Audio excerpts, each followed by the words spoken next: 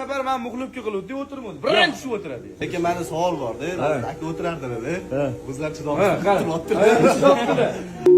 Oramizda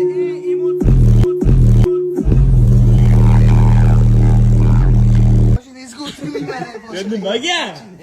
Yo'q, qulog'im bang'illab ketdi. Quloq olib kelmasiz kerak. Qo'rqib ketganimni ko'rdingizmi? Sizni ko'chirib bitta ko'ring, yomon cho'chib ketdi. Quloqim pardasi yetilib ketmaydimi?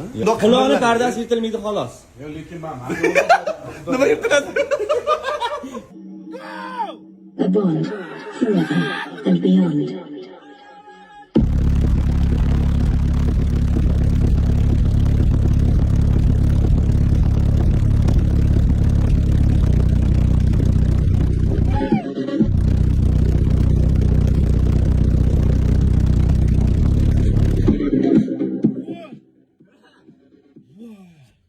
Jamiki ichimda qalb, yurak. Tavrot yo'q qo'shing ichiga endi. Endi realni o'tib ketdi. Yo'q, rostdan yuragim o'ynab ketdi. Orada bitta pauza bo'ldi, keyin chidayman dedim, yana uruvdi, keyin qarang, yuragim urishi. Qo'lga olinsin.